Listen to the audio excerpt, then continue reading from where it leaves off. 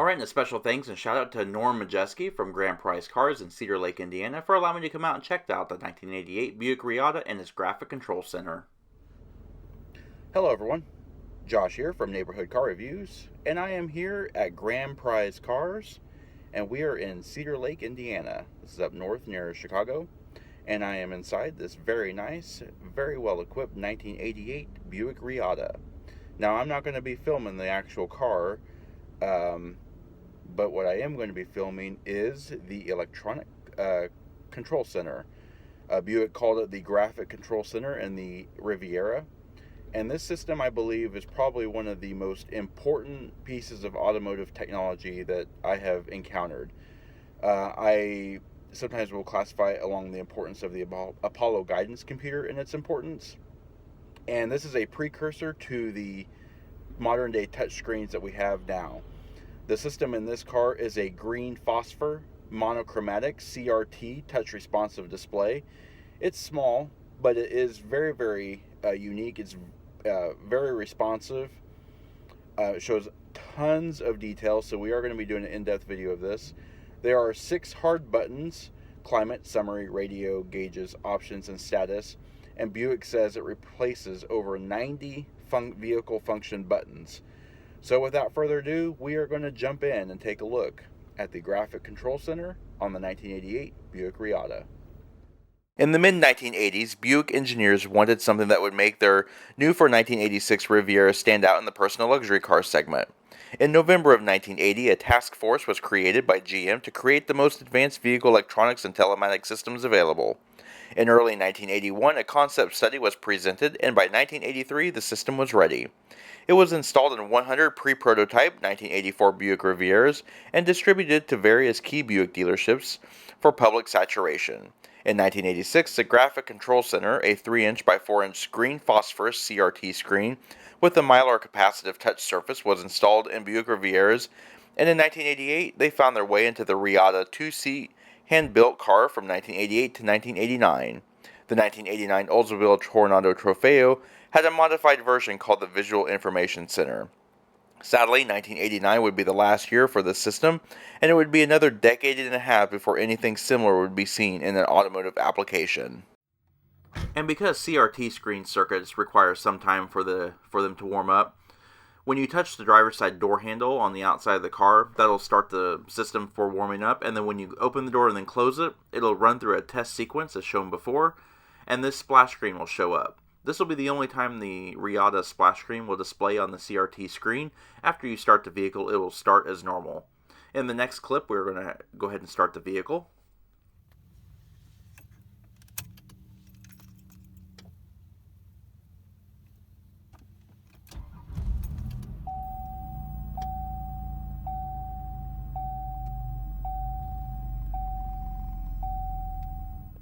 And now that we're started, let's go ahead and dive into the details of the CRT screen. So right now we're in the climate mode, and this is your single zone automatic climate control. You can adjust the temperature. It shows outside temperature display. You have various panel distribution controls. You have your fan speed for low, high, and auto. You can also set favorite memory settings. And then if you go into summary, it just gives you an overview. This is a default screen. It shows your radio, shows your climate control, your miles per gallon, things like that. In the radio, this vehicle is equipped with the optional graphic equalizer, so you have a 5-band graphic equalizer. In cars without this feature, you would have a bass and treble slider as well as your fade sliders. So it's kind of nice. This actually has a graphic equalizer. Here is the balance and fade, so you have front, rear, left, and right. And then you also have, when you have a cassette tape in, you have tape controls. Gauges, you show a 6,000 RPM tach, you have your oil pressure and various gauges. And inside your options, you have your trip computer where you can set your ETA, you can set your miles to your destination, then it'll give you a breakdown of how many miles remaining. Your trip monitor is basically a trip computer with instantaneous and average miles per gallon, distance to empty. And then, of course, you have your overspeed alarm you can set. You can set that and it'll beep the system when you go over. And then it'll trip over data. Trip monitor, we just in there, and then you can set reminders. So you can view and enter reminders, like birthdays. You can also remind yourself of upcoming oil changes or service intervals or anything like that. It can be personal as well. Inside your status, you can set your date and time, which is amazing. This actually still works. Brightness only works when it's dark, but you can set your CRT brightness. System tone turns on and off the annoying beeping. Every time you hit a button, it beeps. And of course, you have your diagnostics. So the diagnostic system monitor will show climate, vehicle fluids, and engine status.